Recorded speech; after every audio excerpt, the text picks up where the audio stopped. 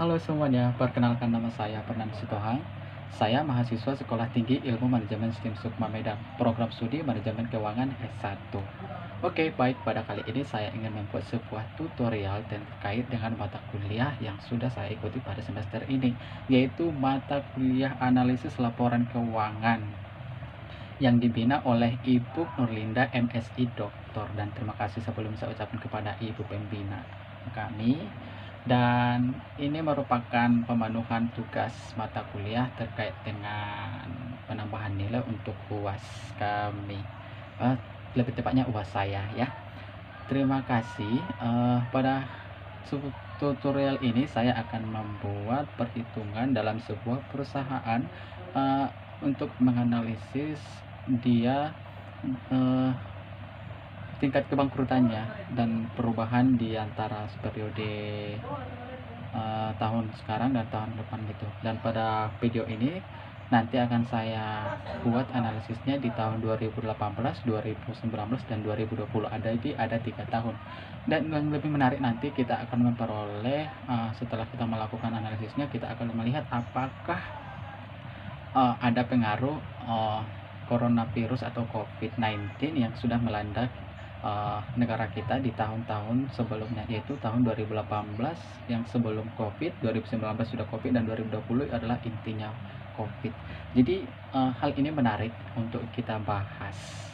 Dan pada kali ini saya akan membuat tutorialnya secara perhitungan manual dan juga membuat perhitungan secara Excel biar agar lebih mudah dan mudah dipahami. Oke, terima kasih. Mari kita bahas bersama.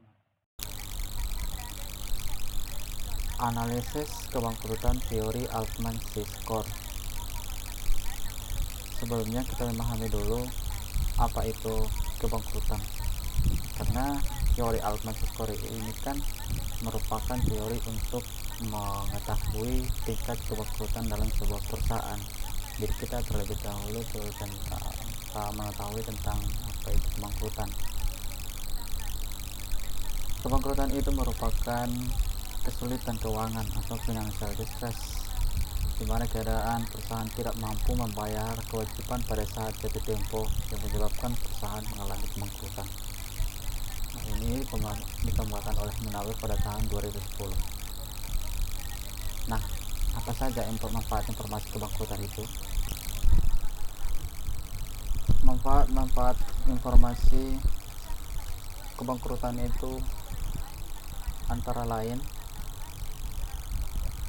yaitu informasi yang bisa bermanfaat bagi berbagai pihak, seperti pemberian pinjaman atau seperti pihak bank,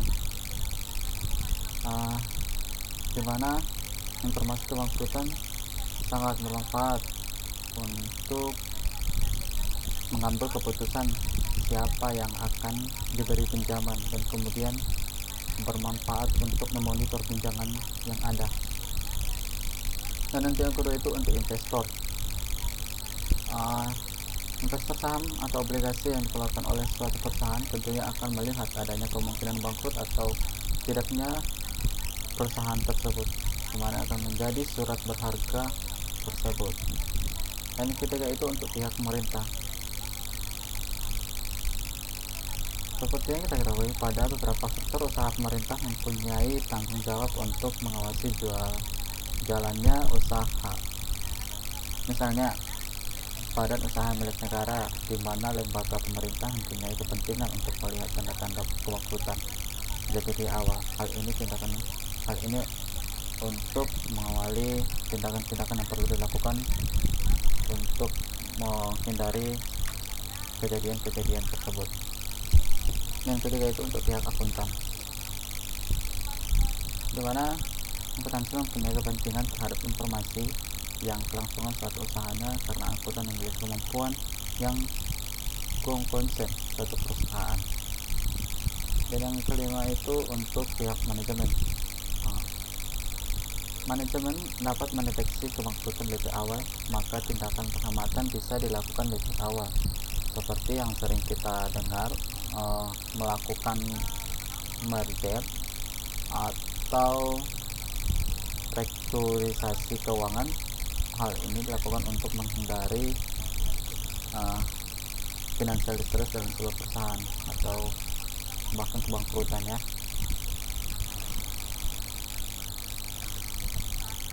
Oke, apa itu financial distress?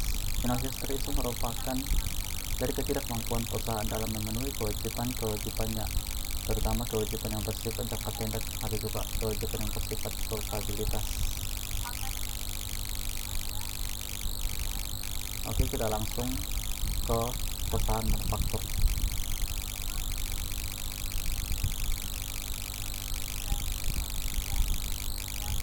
Sebelumnya kita ketahui dulu ada beberapa metode kebangkrutan itu. Metode kebangkrutan itu ada 4 macam, yaitu metode Altman-Siscor, metode Springer-Siscor, metode Simeulek-Siscor, metode Grover-Siscor. Dan pada kesempatan ini kita memilih untuk mendalami di metode Altman-Siscor, di mana metode ini merupakan metode yang lebih memperoleh informasi yang akurat terkait dengan menganalisis keadaan sebuah perusahaan, apakah berada di zona aman ataupun di zona ke area maupun di zona kebangkrutan. Baik, kita langsung ke topik Altman-Siscor. Altman-Siscor sebelumnya melakukan penelitian kepada beberapa perusahaan, kalau nggak salah itu ada lebih 200-an perusahaan ya. Jadi dengan melakukan analisis tersebut, Altman-Siscor ini memperoleh koefisien yakni Z score sama dengan 6,56 untuk X1 ditambah 3,26 untuk X2 dan 6,72 untuk X3 dan 1,05 untuk X4, dimana X1 itu merupakan working capital dibagi total aset dan X2 itu merupakan retained earning dibagi total aset dan X3 itu adalah earning before interest and tax atau sering disebut EBIT dibagi total aset. X4 itu adalah net worth total asset. Oke, dari hasil penelitiannya Altman-Siscor memperoleh kriteria seperti berikut. Bila Z lebih besar daripada 2,60, maka dikatakan keuangan dalam sebuah perusahaan itu berada di zona baik-baik saja atau zona aman. Bila 1,10 lebih kecil daripada nilai Z dan lebih kecil dari 2,60, maka keadaan keuangan perusahaan itu berada di gray area atau zona abu-abu. Dikatakan tidak aman, tidak bisa dikatakan aman, dan tidak bisa dikatakan bangkrut seperti itu. Dan bila Z lebih kecil dari 1,10, maka keuangan perusahaan berada dalam masalah yang serius dan bisa dikatakan perusahaan tersebut sedang mengalami kebangkrutan maupun financial distress. Baik, tanpa membuang-buang waktu, mari kita praktekkan contoh supaya pelaksanaan rumus teori Altman-Siscor tadi. Pada kali ini saya menggunakan penganalisisan yaitu laporan keuangan PT Primarindo Asia Infrastruktur Tbk dan laporan keuangannya yang ini dapat kita lihat di sini. Untuk laporan posisi keuangan, laporan laba rugi, dan saya pada kesempatan ini mengambil di 2018, 3 tahun berturut-turut, yakni 2018, 2019 dan 2020. Ini laporan 2018 nya, dan kita ambil laporan 2019 nya dari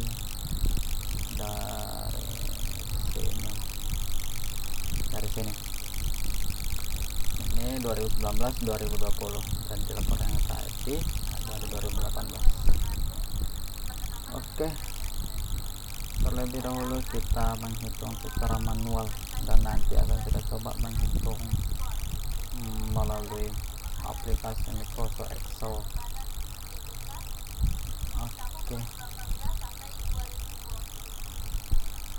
seperti rumus yang diketahui sebelumnya, di mana Z-score sama dengan 6,56 X1 ditambah 3,26 X2 ditambah 6,72 X3 ditambah 0105 X4 dengan keterangan yang sudah kita paparkan sebelumnya dan kriteria Altman Z-score tadi. Nah, ini dia, kita masukkan X1 adalah working capital dibagi total aset, dimana working capital itu kan kita peroleh dengan mengurangkan aset lancar, saya ulangi, dimana working capital itu kita peroleh dari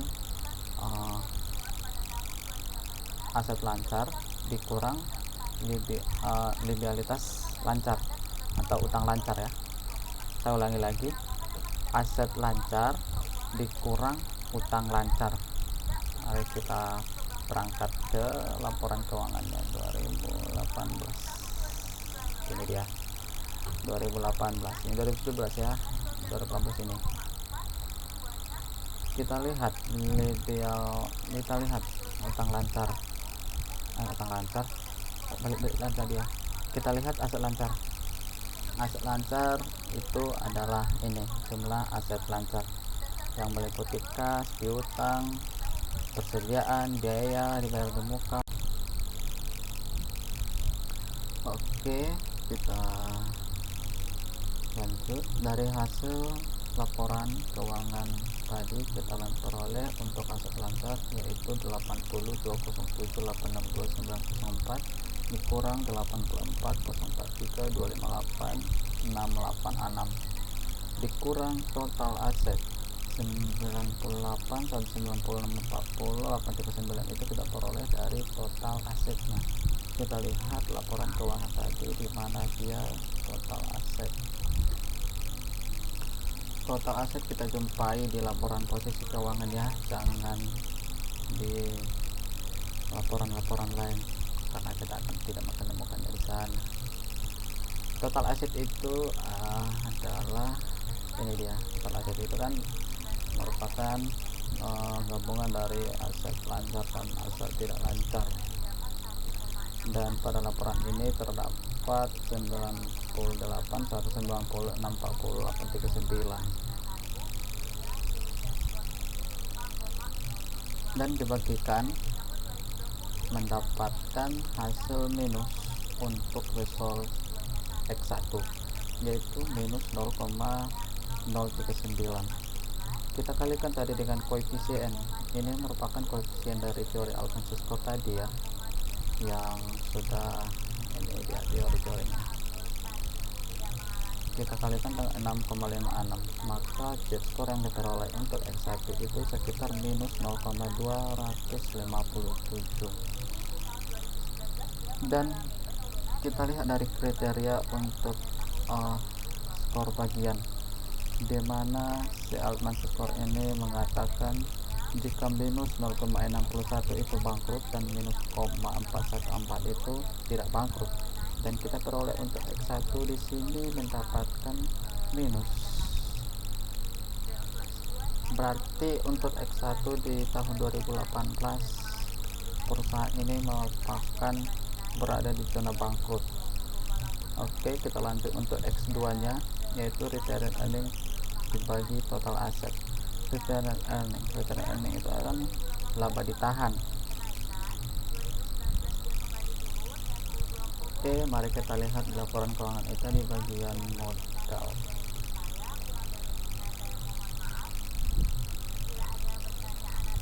Mari kita lihat laporan keuangan kita di bagian modal. Oke, ini dia. 2064293 kita masukkan ke sini. Ini dia 20629355691 dibagi total aset merupakan angka yang sama ya dari satu tadi, yaitu 9819060839, maka dibagikan mendapatkan hasil result 2,101 dan kita kalikan dengan koefisien untuk X2 tadi, koefisien untuk return earning to total asset, dan kita memperoleh hasil skornya itu di 6,850 dan minus dikatakan bangkrut dia jika berada di 0,63 dan tidak bangkrut dimulai dari 0,355 dan kita mendapatkan nilai skor itu berada di 6,850. Maka untuk X2 pada ini merupakan keadaan yang sangat aman ya, sangat aman. Oke, kita lanjut untuk X3, EBIT and before interest tax.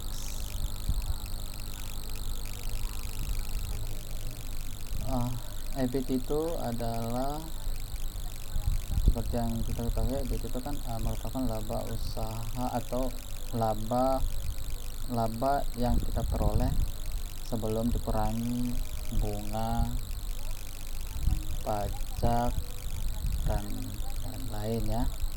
Dan kita lihat dari laporan keuangan 2018 di mana dia di posisi laporan laba rugi. Jangan lari di posisi laporan keuangan ya. Kalau udah bicara masalah laba, kita harus langsung ke laba rugi. Kita lihat sebelum pajak, ini dia laba rugi sebelum pajak, dia berada di sini 319255211. Kita masukkan ini ke ini dia masih sama dibagi jumlah total asetnya, maka kita memperoleh hasil resultnya 0,032. Kita kalikan dengan koefisien, maka kita memperoleh 0,022 dan dikatakan bangkrut itu sekitar minus 0,32 dan tidak bangkrut 0,152. Dan jika kita mengambil sebuah keputusan, maka X3 ini merupakan zona gray area, di mana di atas angka kebangkrutan dan di bawah angka tidak bangkrut ya. Kita lanjut untuk X4, yaitu net worth dibagi total liabilitas. Net worth itu kita peroleh dari total aset dibagi total liabilitas. Kita lihat laporan keuangan kita, mana total aset.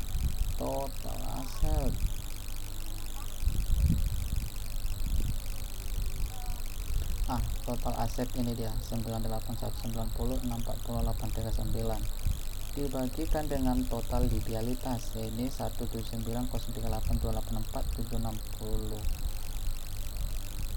Oke. Dan di sini kita peroleh untuk X4 hasil resultnya itu minus, yakni minus 0,451 dikalikan dengan koefisien, kita memperoleh minus 0,434 dan di X4 ini memperoleh angka 0,4. Dia kita katakan bangkrut ketika minus 0,49, tidak bangkrut ketika di 2,684. Kita kaitkan dengan hasil kita, berarti di X4 ini perusahaan mengalami kebangkrutan, di mana masih terjadi utang yang sangat tinggi dibandingkan aset-aset yang dimiliki perusahaan.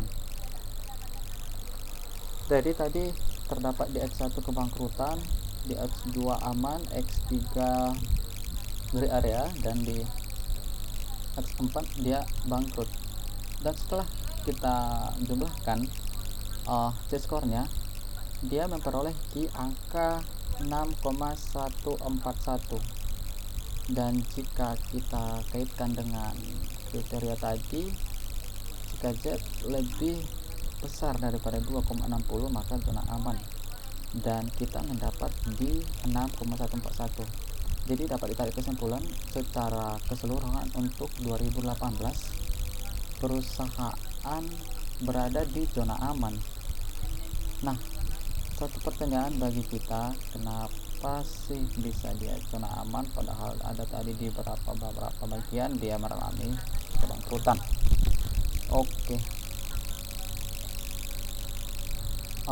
dapat kita melihatnya bahwa perusahaan ini diselamatkan oleh retained earnings, yaitu berada di X2 dengan memperoleh dashboardnya 6,850.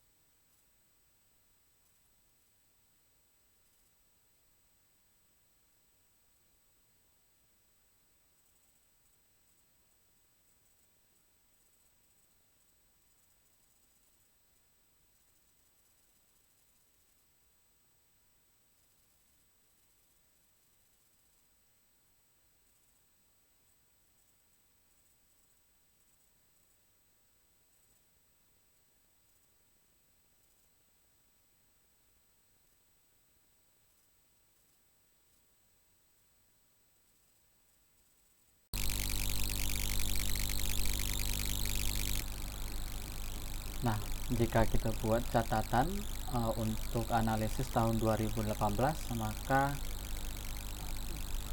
catatannya seperti berikut. Berdasarkan hasil analisis teori Alpha Score model yang ketiga, bahwa perusahaan PT Primarindo Infrastruktur Tbk pada tahun 2018 tidak mengalami kebangkrutan. Namun dalam keterangan ini berdasarkan hasil analisis terdapat 3 rasio yang bangkrut, yakni rasio likuiditas atau pada tabar terletak pada result X1 terdapat minus 0,039 dengan nilai siskornya minus 0,257, di mana Z lebih kecil daripada minus 0,61. Kebijakan yang harus dilakukan untuk mengatasi hal ini dikarenakan nilai working capital lebih besar dibandingkan nilai total aset. Hal ini terjadi karena nilai aset lancar lebih besar daripada nilai utang lancar.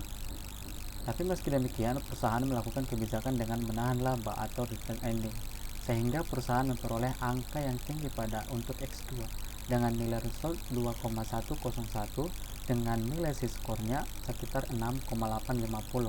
Dan pada analisis ini juga ditemukan bahwa rasio solvabilitas, yakni return earning to total asset, mengalami kebangkrutan, di mana X3 sama dengan 0,032 dengan siskor sama dengan 0,022. Dan hal ini dikarenakan nilai Z lebih kecil daripada 0,32. Dan dari hasil analisis, adapun perusahaan ini dominan dibiayai oleh hutang. Hal ini terlihat pada perbandingan nilai total aset lebih rendah dengan nilai total liabilities, seperti nilai result yang diperoleh X4 nilai 0,451 dan dengan nilai siskornya 0,471. Dari hasil analisis tersebut, perusahaan diselamatkan dengan kebijakan laba ditahan, dinamakan perusahaan tidak membagikan dalam bentuk dividen kepada pemegang saham, sehingga finansial perusahaan terdapat diselamatkan dari kebangkrutan dengan total nilai siskornya sekitar 6,141. Dan jika kita kaitkan dengan kriteria teori Alpha Score tadi, bahwa 2018 ini kita memperoleh PT Primarindo memperoleh 6,141 untuk 2018. Dan mari kita lihat untuk ini dia, jika dia aman, jika Z lebih besar daripada 2,60 dan kita tadi mendapatkan sekitar 6 ya, berarti untuk 2018 PT Primarindo ini sangat aman karena sangat jauh di atas zona aman gitu. Baik, mari kita lanjut untuk tahun 2019 dan 2020 nanti ya, sehingga kita dapat memperoleh perbandingan antara tahun dan demi tahun, dan terlebih sebelum coronavirus dan sesudah coronavirus, dan nanti kita akan mendapat mana perbandingannya. Kita lanjut untuk tahun 2019. Di tahun 2019 kita mendapatkan tentu dengan laporan keuangan yang sama ya, dengan laporan keuangan yang di perusahaan yang sama, cuman beda periode. Ini di periode 2019. Dan untuk 2019 untuk X1 diperoleh untuk nilai skornya, untuk nilai resultnya yakni working capital to total asset, dan maksudnya working capital itu adalah aset lancar dikurang utang lancar, itu adalah working capital. Itu dibagi total aset dan diperoleh nilai 0,111 dengan nilai skornya 0,729, dan hal ini merupakan dari kriteria merupakan tidak bangkrut, sehingga di kriteria terdapat 0,414 untuk tidak bangkrut, dan ini lebih besar daripada Z. Dan mari kita lihat untuk X2 nya, yaitu antara retail earnings to total asset. Diperoleh untuk nilai resultnya sekitar 0,825 dan skornya 2,689. Dikatakan bangkrut adalah jika minus 0,63 dan dikatakan tidak bangkrut 0,355. Mari kita lihat untuk skornya. Ternyata kita memperoleh skor 2,689 dan itu sangat di atas dari 0,355. Dan untuk X2 perusahaan tidak mengalami kebangkrutan. Dan untuk EBIT to total asset kita memperoleh 0,013 dikalikan dengan koefisien kita peroleh 0,087. Dikatakan bangkrut jika dia minus 0,32, tidak bangkrut jika dia 0,154. Mari kita lihat, dia berada di 0,87 dan dikatakan tidak bangkrut 0,154. Ini dikatakan grow area, dalam arti dikatakan tidak bangkrut dan tidak bisa dikatakan bangkrut dan tidak dikatakan tidak bangkrut karena dia berada di atas bangkrut dan di bawah tidak bangkrut, seperti itu. Kita lanjut untuk X4 nya yaitu new to total asset, yakni diperoleh nilai resultnya 0,354 dikalikan koefisien dan diperoleh nilai skornya 0,372. Jika bangkrut dia berada di 0,49, tidak bangkrut di 2,684. Kita mendapatkan 0,372 dan kriterianya berada di 2,684. Ini termasuk juga di grow area.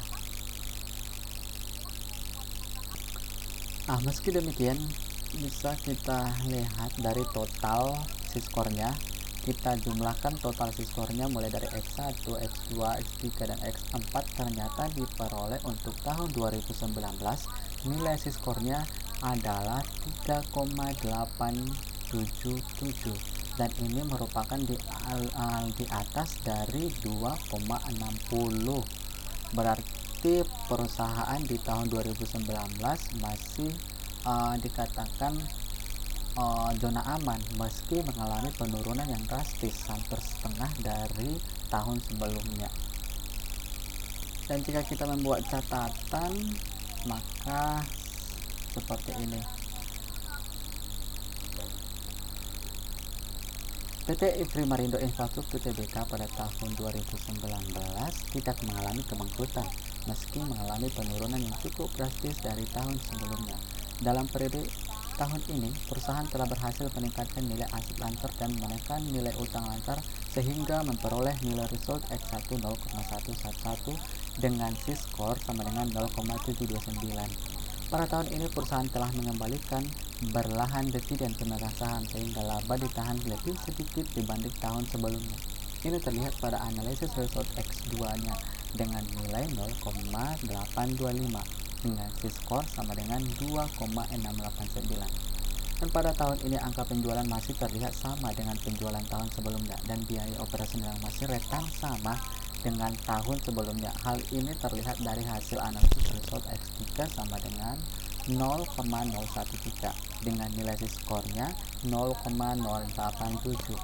Pada tahun ini perusahaan telah berhasil meningkatkan nilai aset dan mengurangi utang. Hal ini terlihat pada perbandingan nilai total aset lebih tinggi dengan nilai total liabilitas seperti nilai result yang diperoleh X4 di mana 0,354 dengan nilai C-score-nya sekitar 0,372. Sebagai kesimpulannya, PT Primarindo Infrastruktur Tbk pada tahun 2019 tidak mengalami kebangkrutan meski mengalami penurunan yang cukup drastis dari tahun sebelumnya dan lebih mendekati angka kebangkrutan, yaitu dengan nilai total C-score 3,877.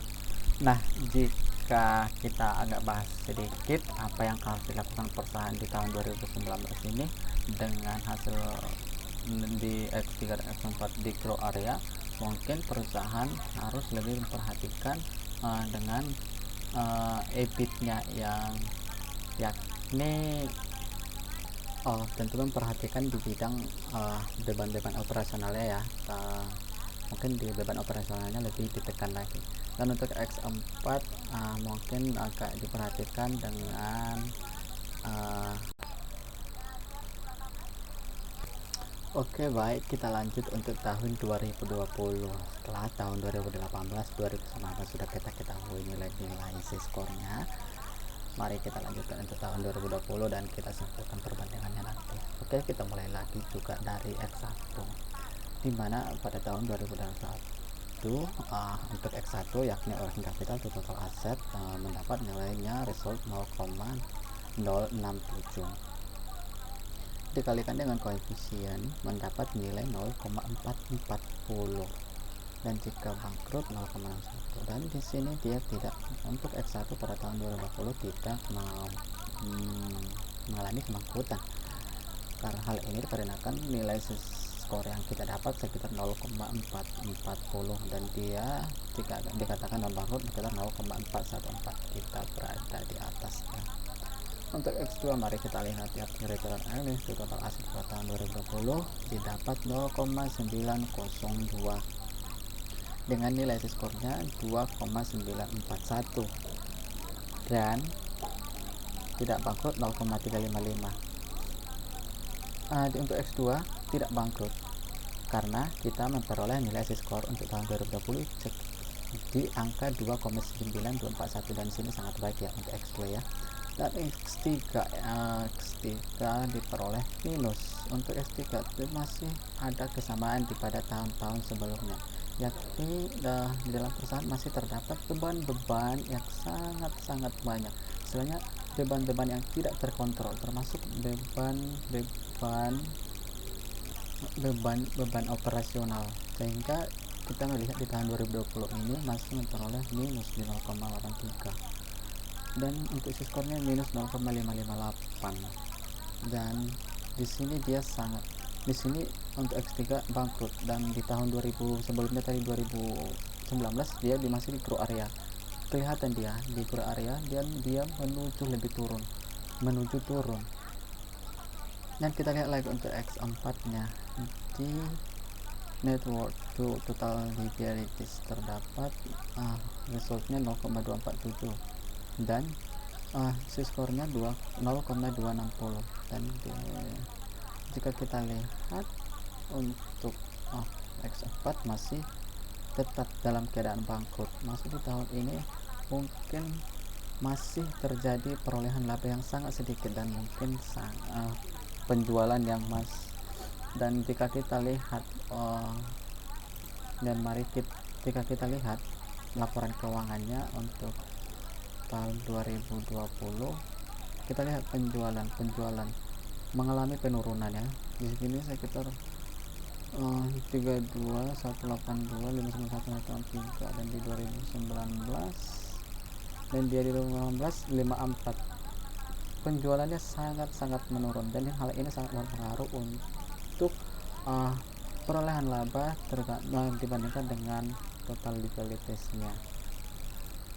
Dan mungkin hal ini disebabkan oleh corona covid gitu ya, bisa jadi. Oke, jika kita totalkan skornya, dia berada di angka 3,083, dan jika dikaitkan dengan kriteria tadi, ia di 2,60. Meski ada dua rasio yang berada di posisi bangkrut, perusahaan ini di tahun 2020 masih juga tidak bisa dikatakan bangkrut, yakni masih berada di angka 3,083, dan itu lebih tinggi daripada kriteria Almasi Skor tadi, yakni 2,60. Baik, kita buat catatannya. Mari kita buat catatannya. Jika kita buat berdasarkan ini, PT Primarindo Infrastruktur Tbk pada tahun 2020 tidak mengalami kebangkrutan, meski mengalami penurunan yang cukup drastis dari tahun sebelumnya, yaitu tahun 2019. Dan dalam periode tahun ini, perusahaan telah berhasil meningkatkan nilai aset lancar dan menekan nilai utang lancar, sehingga memperoleh nilai result X1 berada di 0,067 dengan skornya 0,440. Dan pada tahun ini perusahaan juga masih melakukan kebijakan yang sama untuk mengembalikan berlahan dividen pemegang saham, sehingga laba ditahan lebih sedikit dibanding tahun sebelumnya. Ini terlihat pada analisis result X2 dengan nilai 0,902 dan nilai skornya berada di 2,941. Dan pada tahun ini angka penjualan sangat menurun drastis dibandingkan dengan tahun-tahun sebelumnya. Hal ini terlihat dari hasil analisis result X3 sangat menurun, dan dia memperoleh minus 0,883 dan dengan nilai skor minus 0,558. Dan pada tahun ini juga perusahaan mencoba untuk tidak menahan nilai aset dengan hasil hutang ini. Terlihat perbandingan ini total aset lebih tinggi dengan nilai total liabilitas, seperti nilai result yang diperoleh M4 itu 0,247 dengan nilai skornya 0,260. Meski ini masih berada di posisi bangkrut, namun ada perubahan yang agak baik dan ada perubahan yang dari maaf. Di tahun 2019 tadi masih ini juga berada di grow area, dan ini merupakan statusnya di bangkrut ya, bangkrut. Dia berada di bangkrut tadi di 2019. Dia di 2019 itu ada dia di grow area, dan di 2020 dia menjadi bangkrut.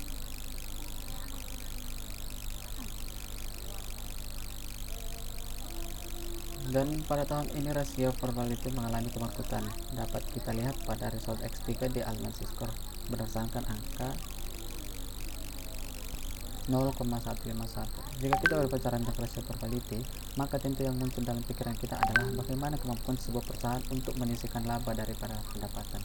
Dan pada tahun 2020 perusahaan mengalami penurunan di bidang penjualan, maka perlu dilakukan perusahaan akan mencari cara untuk mengurangi rasio lainnya yang mencari cara yang baru untuk meningkatkan penjualan, upaya meningkatkan penjualan sehingga memperoleh laba tentunya. Dan pada tahun analisis ini, teori Almasi Skornya, PT Primarindo Infrastruktur Tbk pada tahun 2020 tidak mengalami kebangkrutan meski mengalami penurunan yang cukup drastis dari tahun sebelumnya dan lebih mendekati angka kebangkrutan dibandingkan dengan 2 tahun sebelumnya, yakni nilai skornya total nilai skornya berada di 3,083. Dan jika kita buat kesimpulan dari analisis 3 tahun tersebut, maka diperoleh angka di tahun 2018 6,141, 2019 3,877, dan 2020 3,083. Jika kita lihat ini merupakan keadaan yang menurun,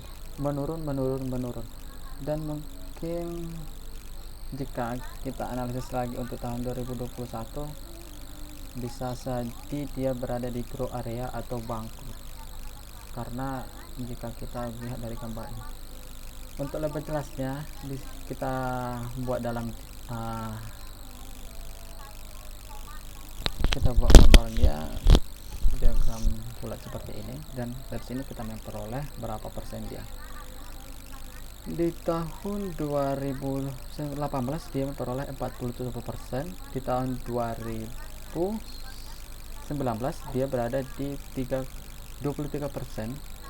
dan di tahun 2020 dia berada di 30%. Dan kita lebih jelas kita buat garisnya seperti inilah dia penurunan dari tahun 2018, 2019, 20. Dan mungkin ini ada kaitannya dengan bencana alam yang sedang dialami, yang sudah kita tahu sebelumnya semuanya, bahwa coronavirus sangat-sangat berdampak untuk berbagai pihak, terutama dengan perusahaan-perusahaan.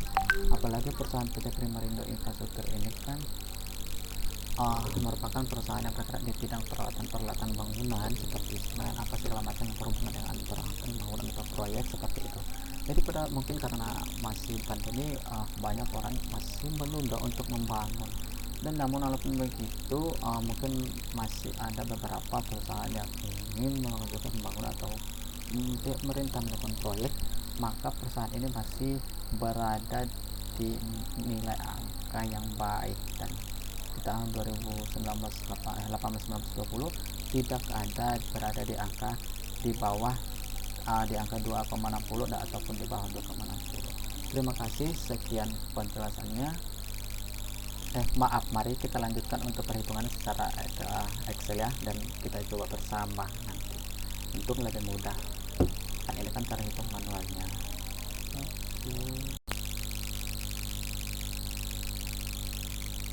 Nah, baik, kita lanjut.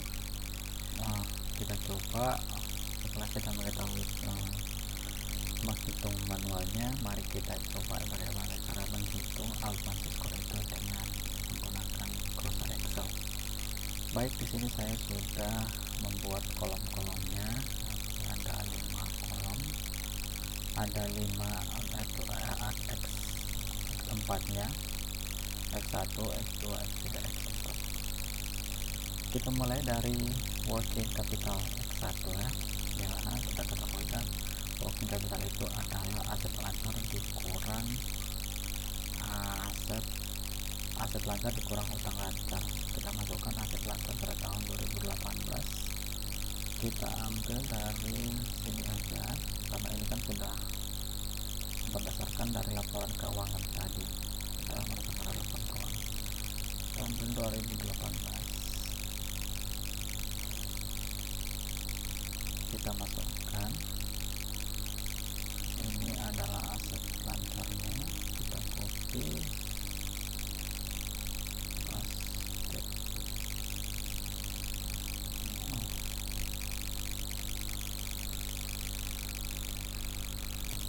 maaf, kita terlebih dahulu kita buat apanya ya, pengaturan Excel-nya, rumusnya ya.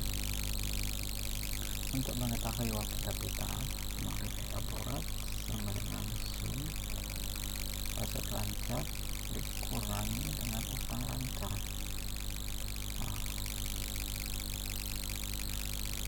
Kita copy, oke. Baru kita masukkan angka-angkanya, kita copy angkanya, copy,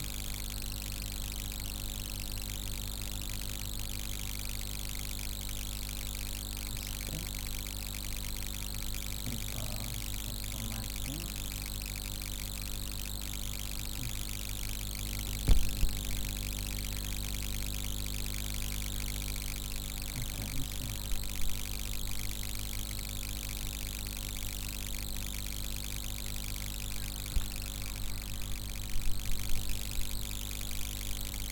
atau kita ambil dari laporan keuangan yang langsung 2018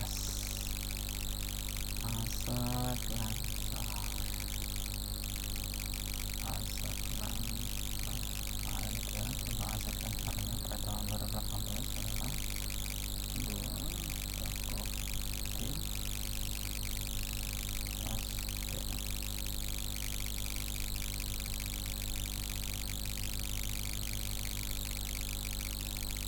dan utang lancarannya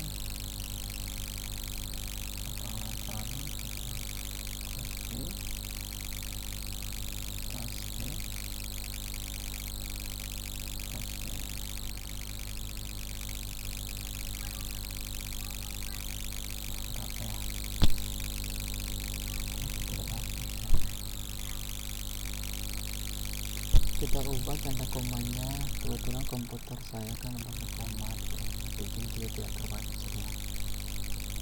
Koma jadi titik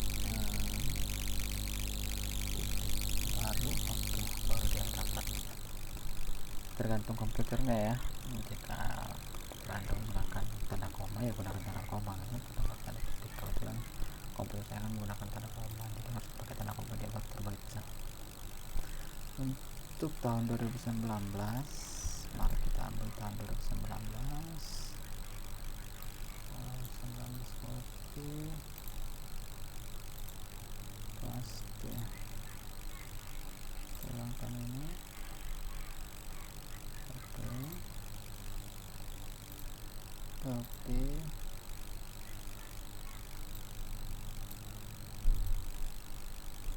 kopi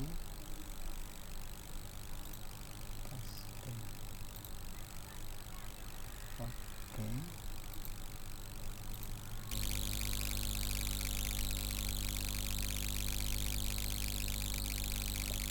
kita ke 2020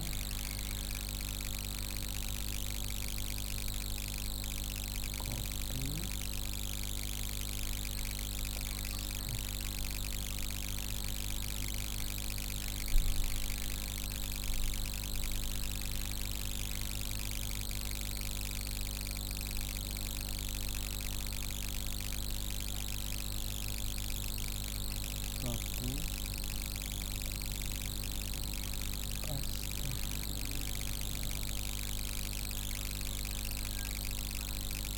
kita melakukan sedikit kita ada coba katakanlah berapa rupiah, coba katakanlah oke, kita dapat tebal biar nampak dia ya. Oh, ini tidak dapat, kita ubah dulu komanya menjadi titik.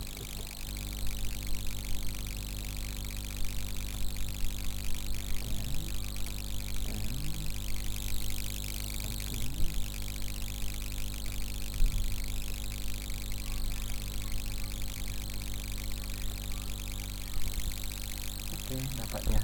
Baru kita masukkan total asetnya. Total aset 2018.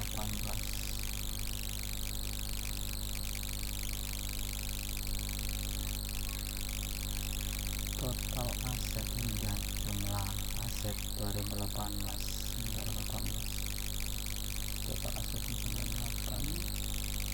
Oke.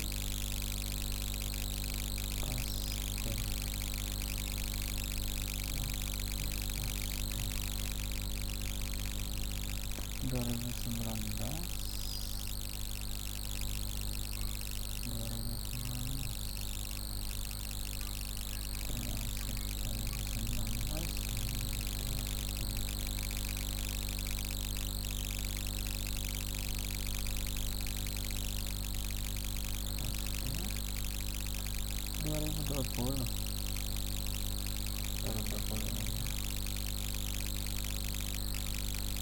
kopi paste. Oke, untuk mendapat X1 nya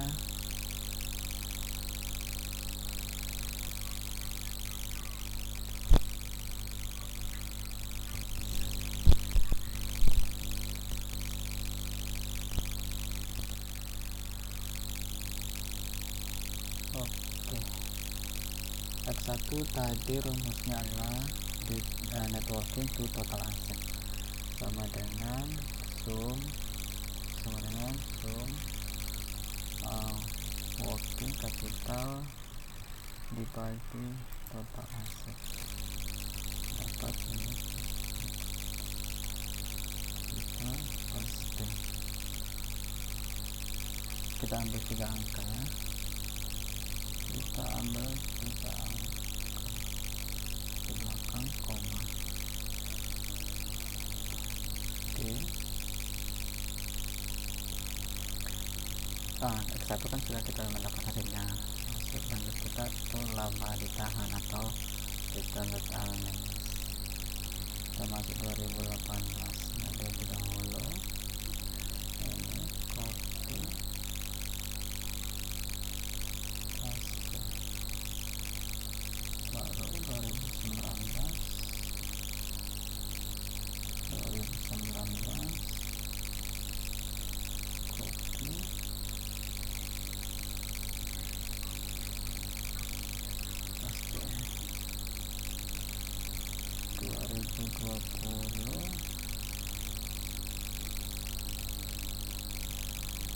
2020 rekan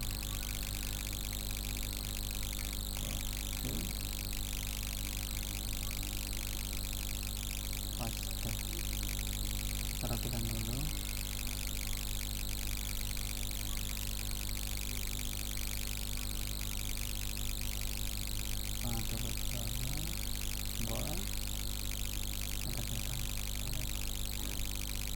baru kita buat rumusnya sama dengan sum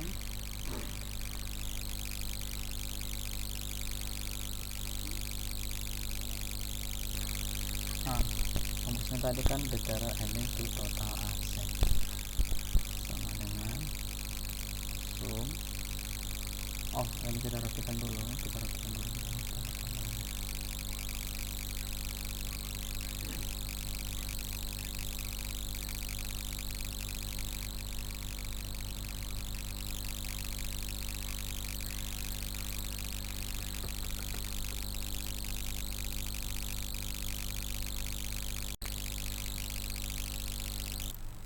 Mari kita cari nilai untuk X2, dimana rumus nilai X2 itu tadi adalah returned earning to total asset. Jadi sama dengan sum returning to total asset. Ini kita pasang saja, copy aja langsung sampai 2020. Kita ambil 3 di belakang koma, 1, 2, 1. Baru kita lanjut untuk EBIT itu merupakan laba kotor ya. EBIT itu kan earning before interest jadi earning itu kan penghasilan yang belum dipotong biaya pajak atau bunga atau macam gitulah. Lebih tepatnya dibilang laba kotor lah.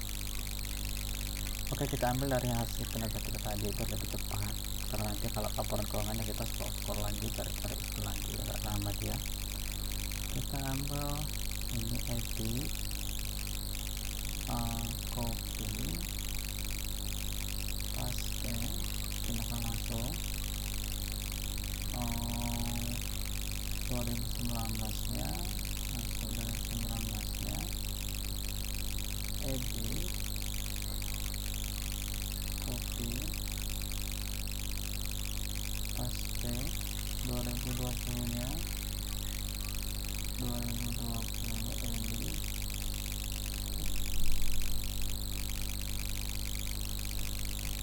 copy paste, rapikan dulu, kita buat 12, kita buat sudah besar. Ini masih ada koma ya, misalkan laporan keuangannya tadi ada koma, ada titik gitu,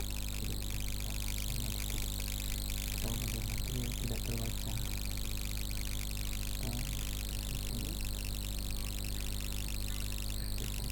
Oke, kita tarik untuk X3 nya. X3 tadi adalah debit to total aset. Oke, sama dengan sum maaf kok gitu ya.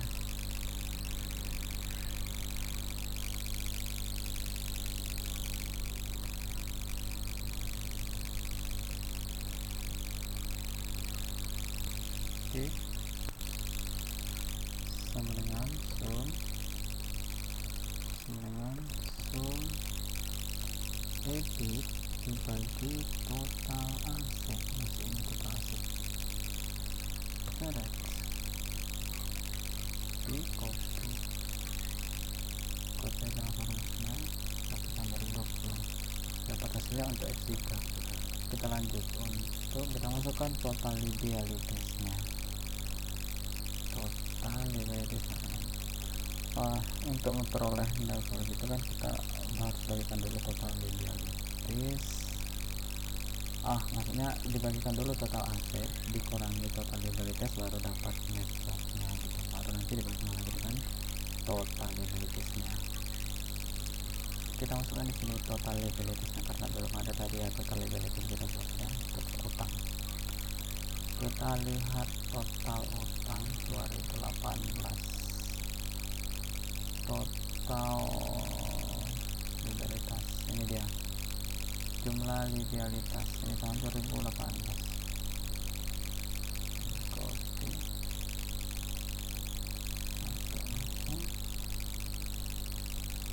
masuk 2019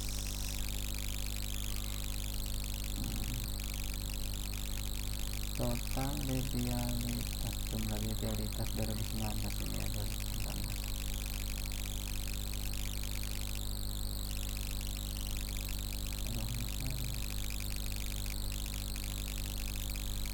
Copy,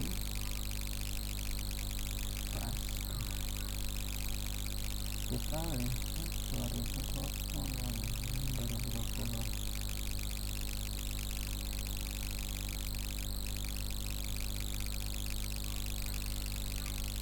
copy paste. Kita rapikan kasih 12 keyboard kata tengah dari semuanya. Bisa di level tangannya ada ada titik. Kita ganti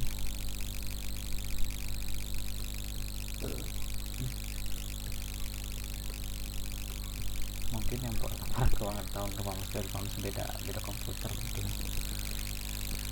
Oke, berarti sama dengan sum kita tarik kita kan kita mulai dari total aset dikurangi total liabilitas, total aset dikurang total liabilitas. Kita copy rumusnya.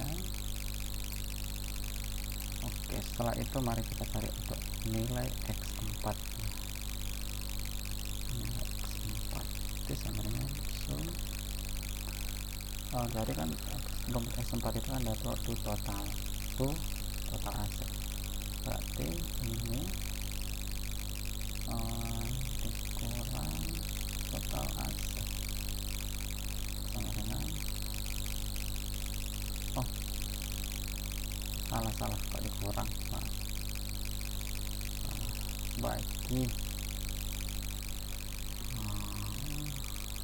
sama dengan sum depok bagi total aset. Kita ambil, kita copy untuk tanda 20. Oke, kita ambil 3 angka di belakang koma 2.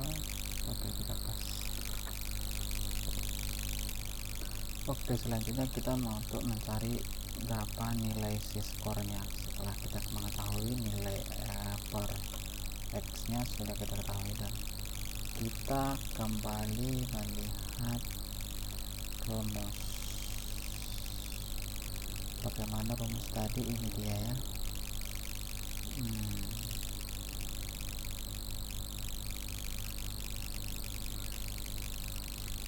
ini dia rumus yang mau kita pakai. Oke, kita dimana untuk X1 itu adalah 6,56, berarti sama dengan sum 6,56 dikali X1. Mana X1 tadi? X1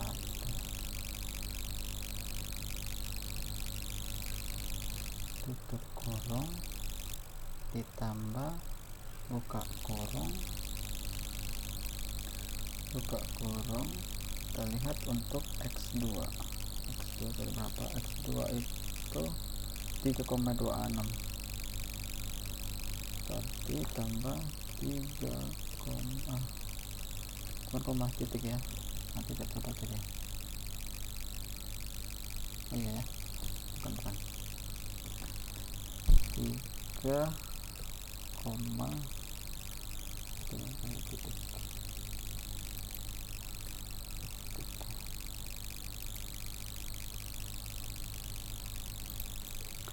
3,26 kali X2 tutup kurung, kita tambahkan buka kurung. X3 berapa tadi koefisiennya? X3 ini dia 6,72. Masukkan langsung 6,72 dikali X3 tutup kurung, ditambah buka kurung. Berapa tadi untuk X4? Kita lihat 1,05 langsung saja 1,05 dikali X4. X4 tutup kurung.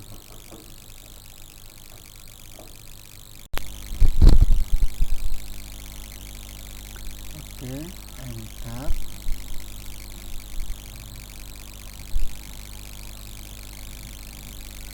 Kita copy yang ke bawah, rumusnya kita dapatnya. Nah, ini dia, kok kecil ya, kita zoom, kita besar, kita tengah. Oke, ini dia, kita dapat skornya yang ini ya, skornya. Dan bila kita kaitkan dengan kriteria jika Z lebih besar daripada 2,60 maka zona aman. Berarti ini di atas zona aman, di atas 2,60, dan nanti PT Primarindo ini berada di zona aman mulai dari tahun 2018 tahun 2020. Pasti mengalami penurunan untuk sekian periode.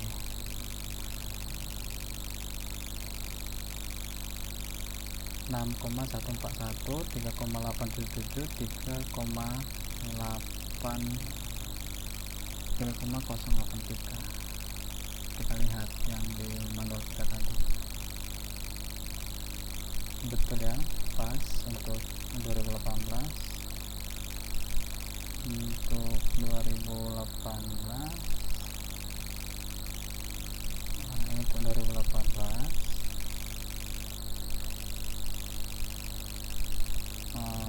ini untuk 2019, dan untuk 2020 3,08.